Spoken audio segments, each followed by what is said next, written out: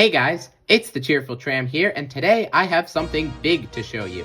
And when I say something big, I mean something really big. And when I say something really big, I mean the largest, most massive Thomas & Friends item I have ever owned. These are my brand new Thomas Wooden Railway display shelves. Now these aren't just any display shelves, these are the actual retail units that used to be in a toy store. I've always dreamed of owning shelves like these, and I am so glad I finally have some that are in such good condition. They even have the wooden railway track on the side. How cool is that? Now I haven't seen anybody make a video showing these shelves up close before, so today I'd like to do exactly that. So where did I even get these from? I got these two shelves from Andersons Toystore in downtown Naperville.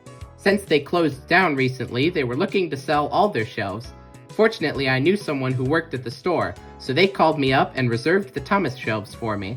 I ended up buying both shelves for $15 a piece. So it ended up being $30 total, which is crazy. I mean, that's even less than what Edward paid for his ShopRite groceries. It's insane. I'm genuinely so happy about this. I have never seen shelves like these for sale online at any price, and I was able to get two of them for a steal. So what all did I get for my $30 purchase? All in all, I got 30 slat wall hooks of varying lengths, 8 actual shelves, 7 of which have the Thomas & Friends logo on them, 2 of these awesome wooden railway signs that are supposed to go on top of the shelves, and of course the 2 giant bookcase displays themselves. Once I had acquired these items, I was able to transport everything in this Honda Odyssey minivan.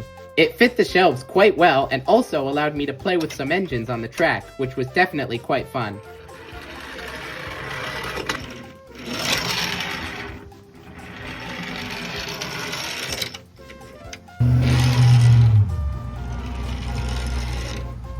Now getting these things into the basement was really tricky. The stairs down to my workshop are really tight, so I had to disassemble each unit to fit it down the stairs.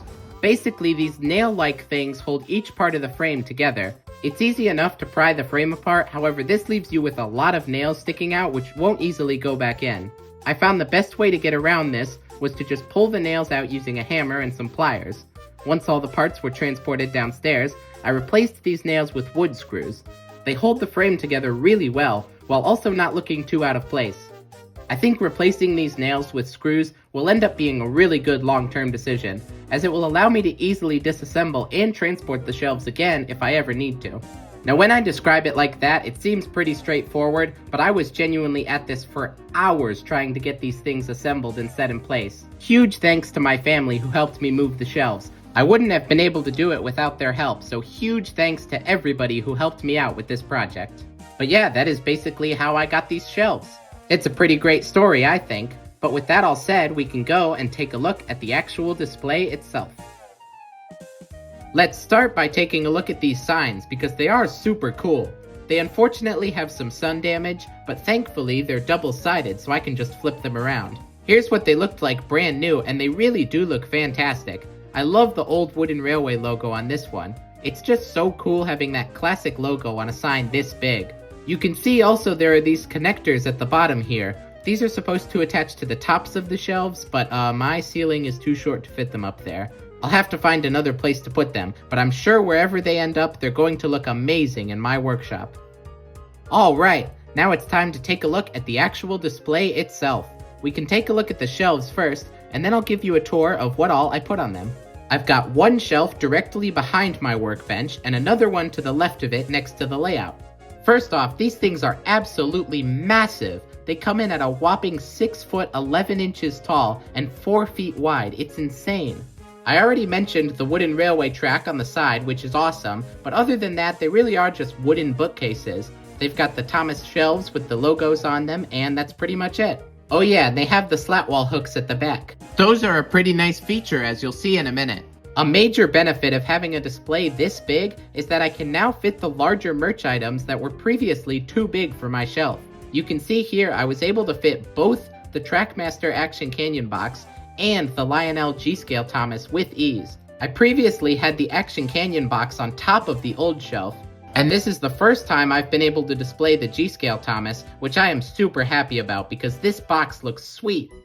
As for the rest of the display, I kept basically all the stuff from the old shelf, although now I've obviously got more room to fit everything. I already mentioned the one behind my workbench having the G-Scale Thomas and Action Canyon, but it's also got my DVD and VHS collection here at the top. I got the Anchor Bay DVDs on the left, with this Trackmaster Duck here as a sort of divider. Then I've got some miscellaneous hit DVDs, the Trackmaster Flying Scotsman, the VHS tapes, and lastly this Mike O'Donnell engine theme CD. Under that is of course the G-Scale Thomas. I've got the box for him as well as this little track here. I put a couple other Thomases on this shelf too, mainly the Wooden Railway and Hornby Thomases. Under that is the Action Canyon shelf. I love that I was able to fit both the box and the mountain part of the actual set. That just looks so cool, and it's really a step up from the previous display. I also put the custom express coach here with James, as well as my new 2026 diecast, although those are only temporary. Below that is kind of my catch-all shelf.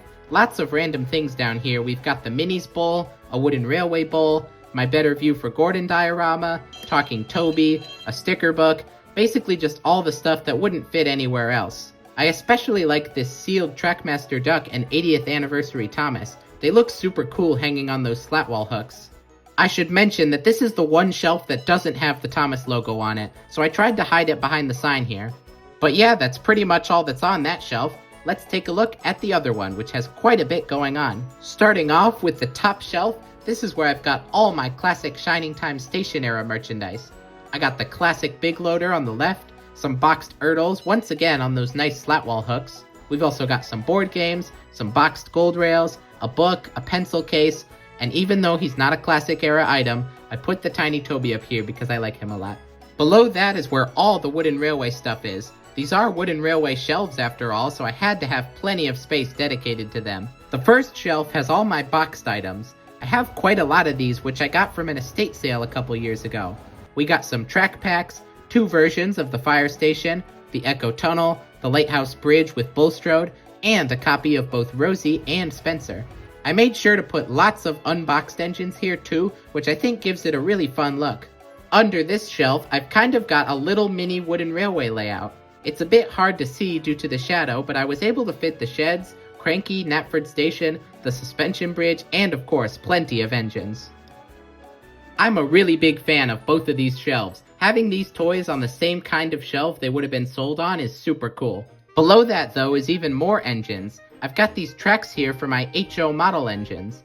I figured it would be nice to have a spot next to the layout to keep some of them, so that's what I'm using this shelf for. It's got tracks to rest the models on, as well as the Down the Mine diorama, my 10 cents model, and this cool Lionel clock. There really isn't anything on the bottom shelf. I put this chest here with all my engine faces, as well as the strange red Wooden Railway display thing.